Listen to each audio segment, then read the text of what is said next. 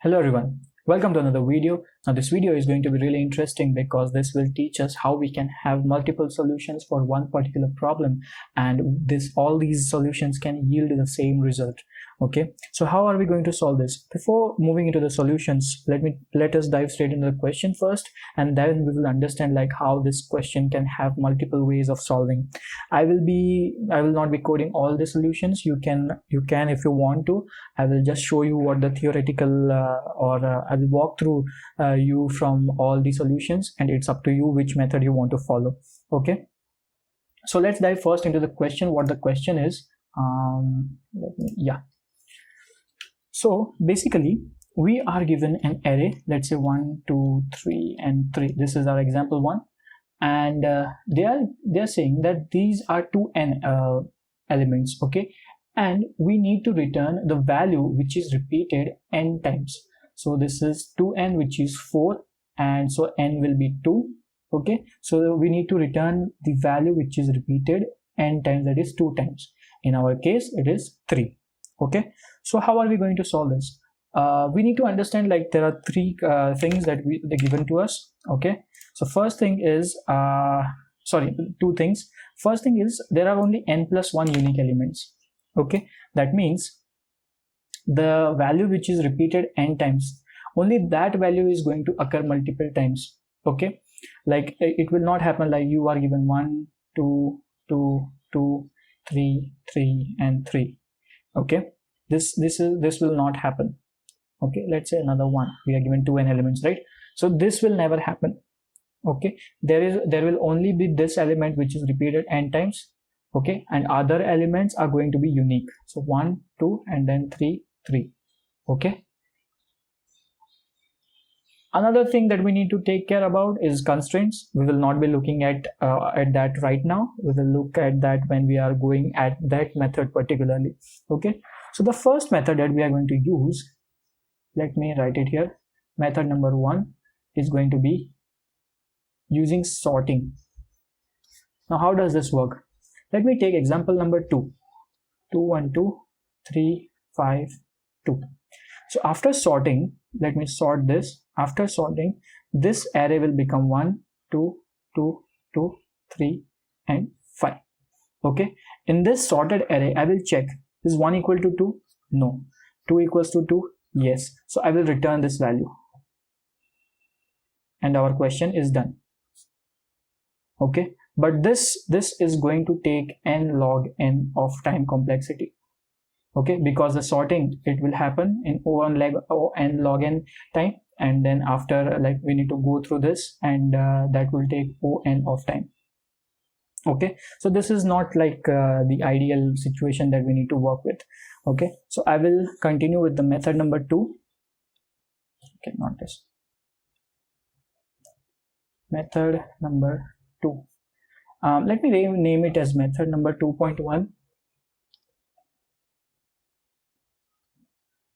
This is method number 2.1.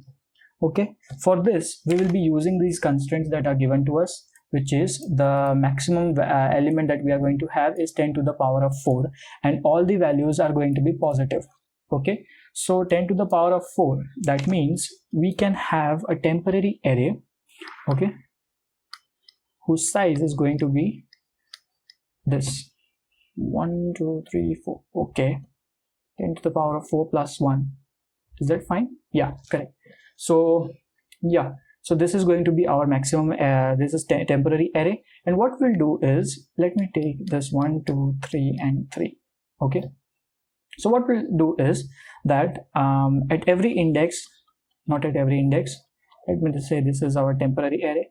We will go through this array, and at this particular index we'll increment a value. So 1 2 3 3. Okay, and then we will go through this temporary array, and the value, now you can check to one of the two conditions. Either you can check if the value, let's say I, is greater than 1. Okay, this is also fine, or you can check I equals to n. Okay, this is also fine. It's up to you. Now this method, it's good, but it occupies a lot of memory. Okay, 10 to the power of 4 elements. So to reduce this, we can have our method 2.2. In this condition as well, we are going to take a temporary array.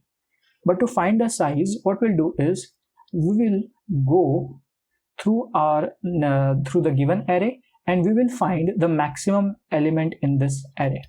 Okay, in our case it is 3. So the size of this temporary is going to be max plus 1. Okay, so let me do 0, 1, 2, 3. Okay, so that means this 1, 2, 3, 4. Okay, so what we'll do is again the same thing. At 1 index I will increment, at 2, at 3, and at 3. Okay, so you can see that our temporary array size has reduced a lot.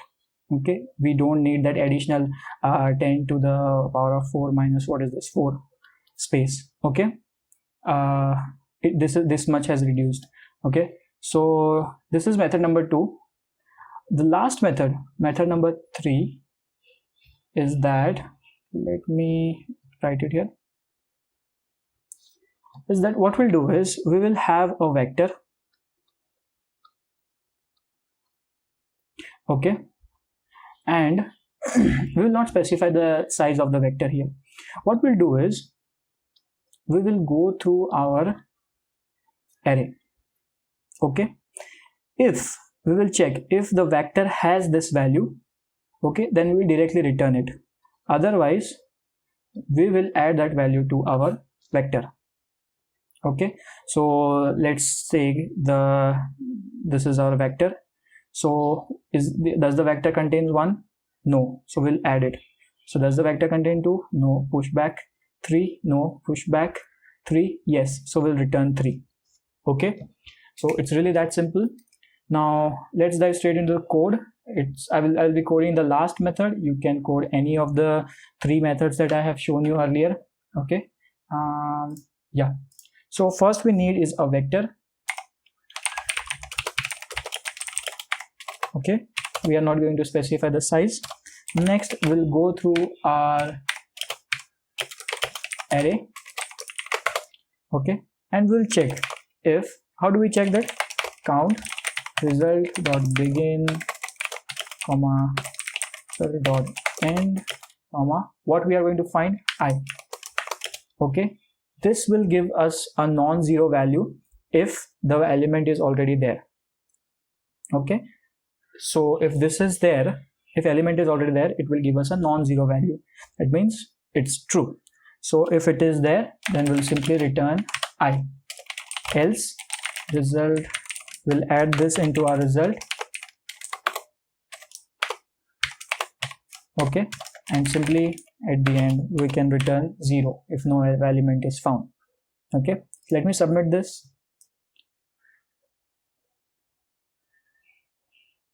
Okay, so it's really that simple, and you can try to code all the other solutions as well. It's up to you. Okay, so thank you for watching. I hope you like this, and do let me know if you have any other suggestions or queries for me to solve from any other platform. Okay, I'll see you in the next one. Till then, keep coding.